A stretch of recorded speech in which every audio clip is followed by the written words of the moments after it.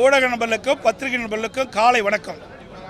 இன்றைய தினம் கள்ளக்குறிச்சி கள்ளச்சாராயம் அருந்தி மரணம் அடைந்த குறித்து எதிர்க்கட்சி என்ற முறையில் மக்களுக்கு நீதி கிடைக்க வேண்டும் என்ற அடிப்படையில் மக்களுடைய பிரச்சனையை சட்டமன்றத்தில் தெரிவிக்க வேண்டும் என்ற அடிப்படையில் நாங்கள் பேசுவதற்கு அனுமதி கேட்டோம். மாண்புமிகு சட்டப்பேரவைத் தலைவர் அவர்கள் அனுமதி மறுத்துவிட்டார். பலமுறை நாங்கள் குரல் கொடுத்தோம். இது மக்களுடைய பிரச்சனை, மக்களுடைய உயிர் பிரச்சனை. தினந்தோறும் மக்கள் இறந்து கொண்டே இருக்கின்றார்கள். இதற்கு இந்த அரசு செயல்பாடு என்ன? எத்தனை பேர் மது அறிந்திருக்கின்றார்கள்? இதுவரை எத்தனை பேர் மருத்துவமனையில் சேர்க்கப்பட்டிருக்கின்றார்கள்? இதுவரை எத்தனை பேர் இறந்திருக்கின்றார்கள்? இப்பொழுது சிகிச்சை பெறுவருடைய நிலை என்ன என்ற விவரமெல்லாம் அரசனுடைய கவனத்திற்கு கொண்டு வந்து மக்களுக்கு தெரிவிக்க வேண்டும் என்ற நல்ல எண்ணத்தின் அடிப்படையில் தான் நாங்கள் இந்த கள்ளக்குறிச்சி இன்றைக்கு கள்ளச்சாராயம் குடித்து இறந்தவர்களுடைய நிலை பற்றி அறிவதற்கு அரசாங்கத்துடைய கவனத்திற்கு சென்று மக்களுக்கு தெரிவிக்க வேண்டும் என்ற அடிப்படையில் நாங்கள் பேசுவதற்கு அனுமதி கொடுத்தோம். இன்றைய தினமும் சட்டப்பேரவைத் தலைவர்கள் அனுமதி மறுத்துவிட்டார்கள். இன்றைய தினம் எங்களுக்கு கிடைத்த தகவலின்படி 183 பேர் இந்த கள்ளக்குறிச்சி கள்ளச்சாராயம் குடித்து பாதிக்கப்பட்டிருக்கிற என்ற விவரம் தெரிய வருகிறது. 183 பேர் சிகிச்சையில் இருந்ததாகவும் அதில் இதுவரை 55 பேர் இறந்ததாகவும் செய்திகள் எங்களுக்கு கிடைத்திருக்கின்றன. நாள்தோறும் இறந்த வண்ணம் இருந்து கொண்டிருக்கின்றார்கள். இந்த அரசு மெத்தன போக்கிலே செயல்பட்டு கொண்டிருக்கின்றது. வேகமாக துரிதமாக செயல்பட்டு இருந்தால் பல உயிர்களை காப்பாற்றியிருக்கலாம். அது மட்டுமல்ல, நேற்றைய தினம் மக்கள் நல்வாழ்வுத்துறை அமைச்சர் பாண்டிச்சேரி ஜிப்மர் மருத்துவமனைக்கு சென்று அங்கே ஒரு பேட்டி கொடுக்கின்றார். அந்த பேட்டியில் நீங்கள் பார்த்தீங்கன்னா நான் சொன்ன இன்ஜெக்ஷனுடைய பேர் ஹோமிபிசோல் இன்ஜெக்ஷன். அவர் சொன்னது ஓமிப்ரசோல். அவர் சொல்கிறது ஓமிப்ரசோல்ங்கிறது அல்சருக்கு கொடுக்கின்ற கேப்சூல். நான் சொல்வது இந்த கள்ளச்சாராயம் அருந்தி அந்த விஷ முறிவுக்காக போடப்படுகின்ற இன்ஜெக்ஷன் ஹோமிபிசோல்ங்கிறது இந்த விஷ முறிவுக்காக செலுத்தப்படுகின்ற இன்ஜெக்ஷன். ஆனால் அதை பேரை மாற்றி சொல்கிறார். இது எங்கேயும் கிடைக்கல இவளுக்கு. அது மட்டுமல்ல, இன்றைய தினம் இது தடை செய்யப்பட்டதாக ஒரு தகவல் வந்திருக்கின்றது. அது இந்த தெளிவாக இதிலே குறிப்பிட்டிருக்கின்றார்கள். இதில் பார்த்தீங்கன்னா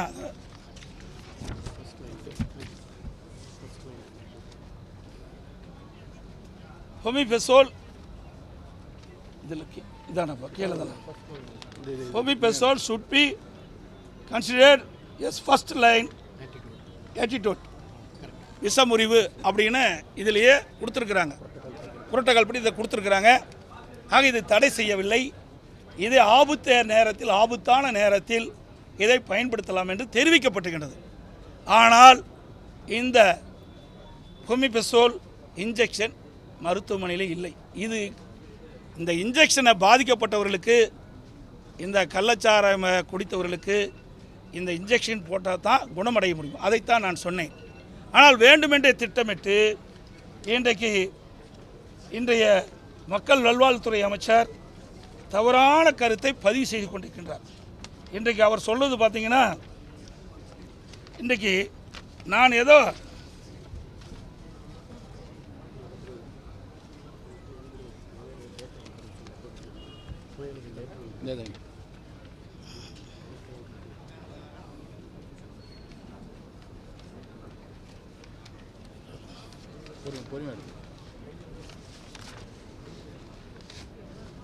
அவர் ஏதோ உண்மை பேசுவதைப் போலவும் நாங்கள் ஏதோ பொய் பேசுவது போலவும் ஒரு குற்றச்சாட்டை நேற்றைய தினம் பேட்டியில் தெரிவித்திருக்கின்றார்.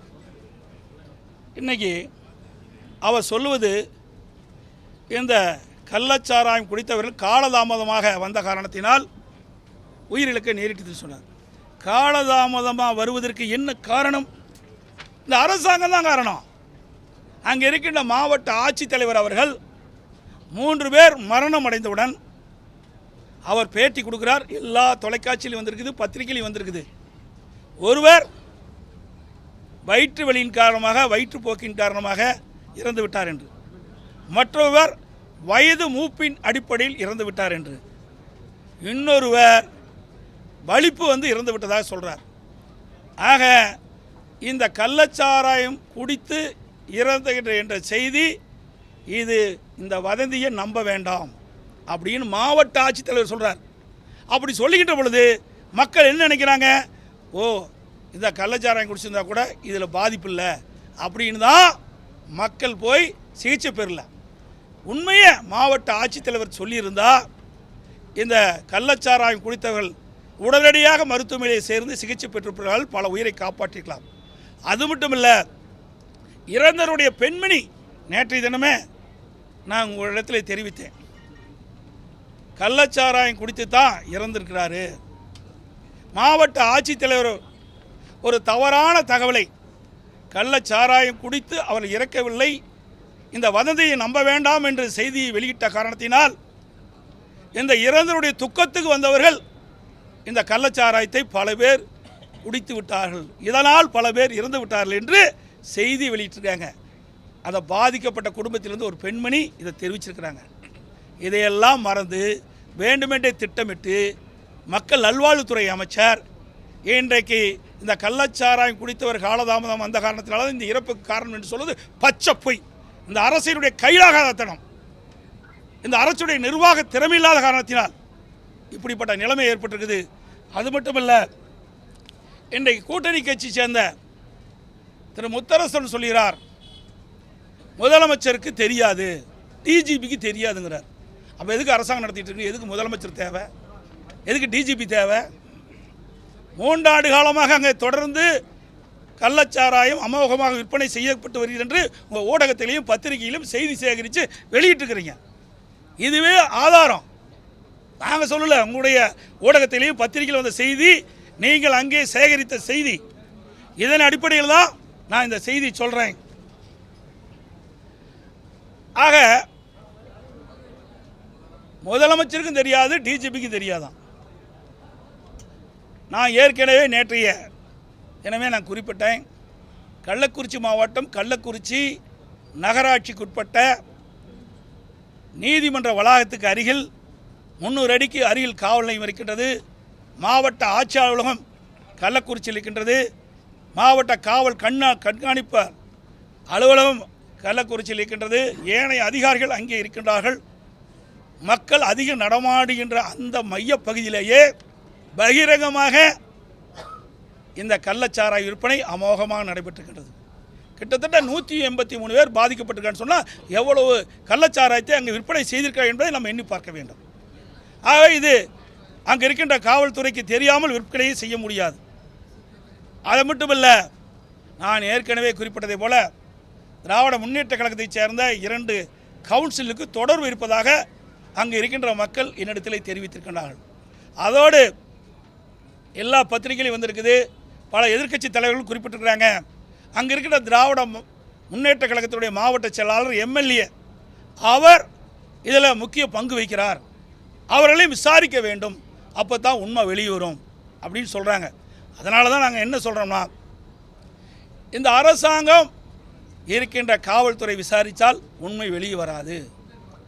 அங்கே நடந்த சம்பவத்துக்கு நீதி கிடைக்க வேண்டும், ஏழைகளுக்கு நீதி கிடைக்க வேண்டும். தாழ்த்தப்பட்ட மக்கள், ஒடுக்கப்பட்ட மக்கள், ஆதிராவிட மக்கள் இன்றைக்கு 55 பேர் இறந்திருக்கின்றார்கள். பல பேர் மருத்துவமனையிலே கவலைக்கிடமாக இருக்கின்றார்கள். பல பேர் சிகிச்சை பெற்று வருகிறார்கள். இவர்களெல்லாம் தீர்வு காண வேண்டுமென்றால், நீதி கிடைக்க வேண்டுமென்றால் சிபிஐ விசாரணை தேவை. அதனால்தான் தான் நாங்கள் நீதிமன்றத்துக்கு சென்று நான் நேற்றைய தினம் நீதியரசர் பல கேள்விகளை கேட்டிருக்கின்றார். ஏற்கனவே இங்கே செங்கல்பட்டு மாவட்டம், விழுப்புரம் மாவட்டத்திலே இதே கள்ளச்சாராயம் அருந்தி 22 பேர் இருந்திருக்கின்றார்கள். அதனுடைய நடவடிக்கை என்ன?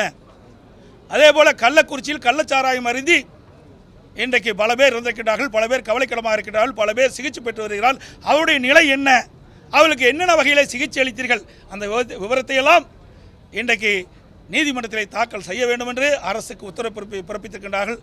ஆகவே இன்றைக்கு அரசாங்கம் ஒரு நபர் ஆணையம் அமைத்து நாங்கள் விசாரிக்கிறோம் என்று சொல்கிறார்கள். இந்த விசாரணையில் உண்மை வெளிவராது என்று மாவட்ட ஆட்சித்தலைவரே இப்படிப்பட்ட பொய்யான செய்தி சொல்லுகின்ற பொழுது இந்த அரசாங்கத்திலிருந்து எப்படி உண்மை கிடைக்கும், எப்படி நியாயம் கிடைக்கும், எப்படி நீதி கிடைக்கும்?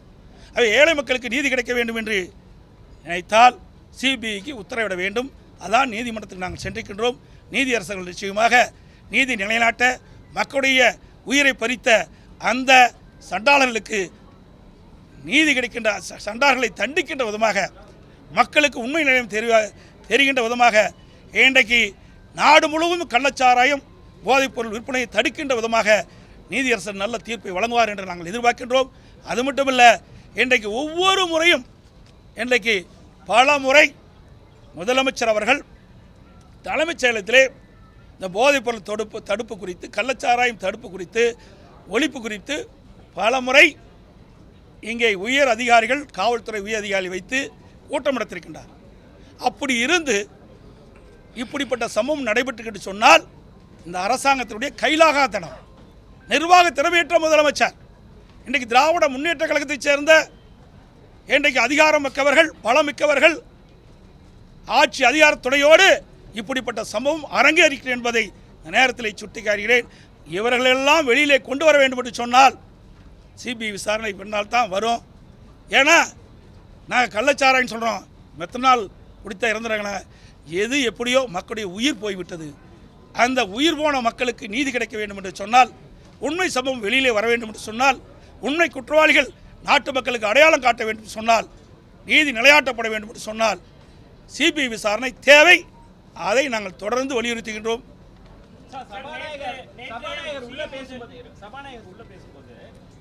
வேற வெளியில உள்ள அழுத்தத்தை வந்து இங்க நீங்க வந்து சபையில வந்து காட்டுறீங்க அப்படின்னு சொன்ன பிறகு கேள்வி நேரம் முடிந்த பிறகுதான் மித்த பிசினஸ் எடுக்கணுங்கிறது வந்து விதி.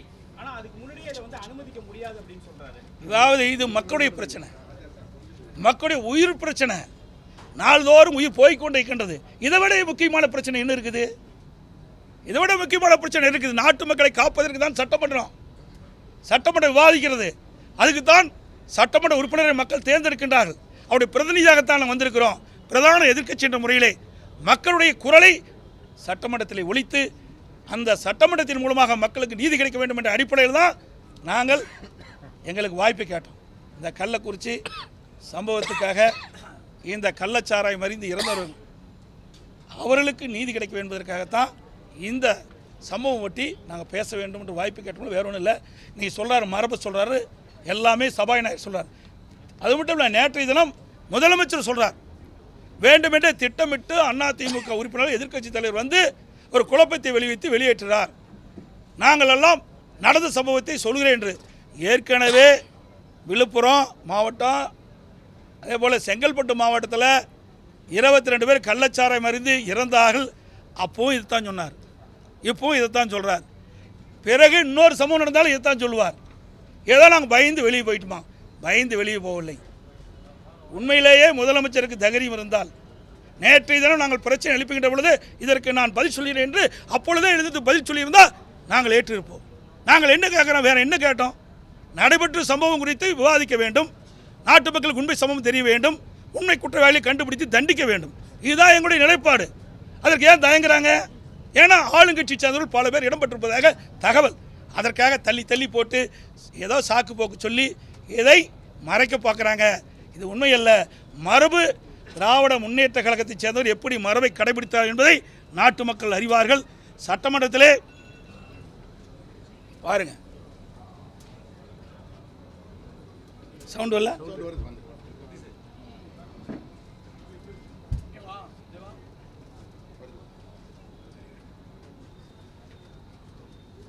சட்டமன்றத்தில் அப்பொழுது எதிர்க்கட்சி தலைவராக இருந்த ஸ்டாலின், இன்றைய முதலமைச்சருக்கு ஸ்டாலின், அவருடைய சட்டப்பேரவை உறுப்பினர் சட்டமன்றத்திலே எப்படி நடந்து கொண்டார்கள் என்று வரலாறு சொல்லும். என்னப்பா சவுண்ட் இல்லை, ஒன்றும் இல்லை. என்னப்பா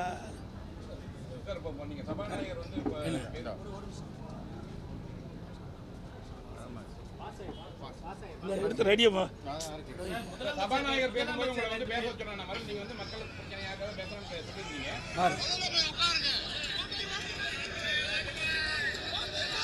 சட்டப்பேரவையில் திராவிட முன்னேற்ற கழகம் எப்படி நடந்து கொண்டார்கள், எப்படி மரபை கடைபிடித்தார்கள் என்பதை நாட்டு மக்கள் அறிந்திருக்கின்றார்கள். மீண்டும் மக்களுக்கு ஞாபகப்படுத்துகின்ற விதமாகத்தான் இதை நான் காட்டுறேன்.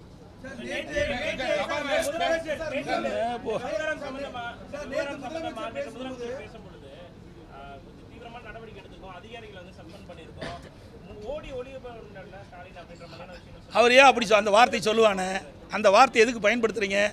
ஓடி ஒளிவானா ஏன்னா உடனே பாதிக்கப்பட்ட உடனே மக்களை போய் பார்த்து ஆறுதல் சொல்லிருக்கணும்ல. ஏன் ஆறுதல் சொல்லல? பயமா? இன்றைக்கு யார் முதலமைச்சர், யார் டிஜிபி, இவரெல்லாம் தெரியாது என்று அப்படி கூட்டணி கட்சி தலைவர் சொல்றார். வெக்கமா இல்லை? ஏங்க ஒரு நாட்டுடைய முதலமைச்சருக்கே நடந்த சம்பவம் தெரியவில்லை என்றால் இந்த நாட்டு மக்களை யார் காப்பாற்றுவது? சட்ட ஒழுங்கை பாதுகாக்கக்கூடிய டிஜிபிக்கு இது தெரியாது என்றால் யார் இந்த சட்ட ஒழுங்கை பாதுகாப்பது? சிந்திச்சு பாருங்க. ஆக வேண்டுமென்றே திட்டமிட்டு அவருடைய கூட்டணி கட்சி தலைவர்களும் இவர்களை தாங்கி பிடிக்கிறார்கள். தவறு. உண்மை என்ன என்பதை வெளியே கொண்டு வர வேண்டும். அதுதான் எதிர்க்கட்சியுடைய கடமை. கூட்டணி கட்சி இருந்தாலும் கூட்டணியுடைய தர்மம் இருந்தாலும் மக்கள் பிரச்சனை வருகின்ற பொழுது அதுக்கெல்லாம் இடமளிக்காமல் உண்மை செய்தியை மக்களுக்கு கொண்டு சேர்த்துதான் உண்மையான கட்சிக்கு அடையாளம்.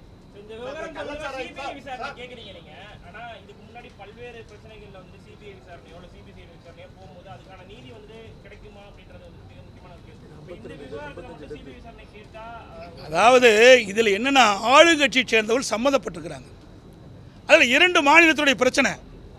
இதில் மெத்தனால்ங்கிறார், மெத்தனால்ன்றது ஆந்திராவிலிருந்து வந்துங்கிறாங்க. ஆகவே சிபிசிஐடி இதில் விசாரிக்க முடியாது. அதனால தான் சிபிஐ விசாரிக்கணும்னு சொல்கிறோம். ஆக சிபிசிஐடி விசாரிக்கிறதுக்கு மற்ற மாநிலத்துக்கு அதிகாரம் கிடையாது. ஆக சிபிஐ இருந்தால் ஆளுங்கட்சி சேர்ந்தவர்கள் இருந்தாலும் கூட நியாயம் கிடைக்கும், உண்மை குற்றவாளி கண்டுபிடிக்க முடியும்.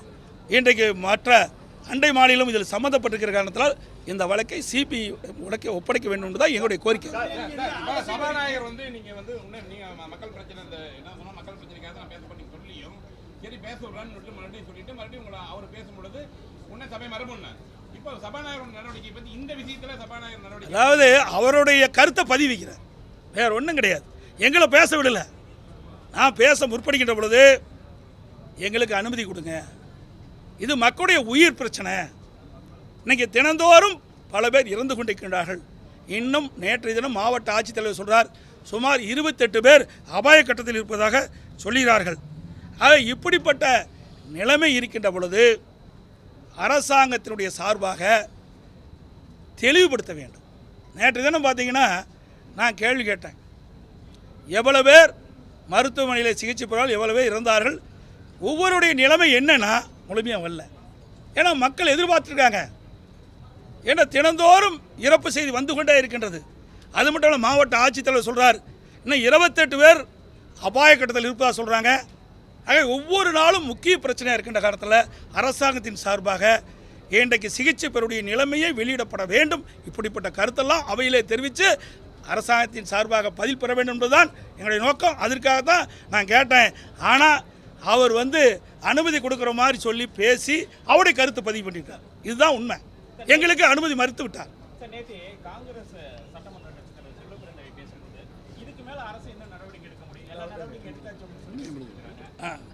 சரி, ஆமாம், அவர் என்ன 25 வருஷம் குத்தகை போய் சரண் அடைஞ்சிட்டார்.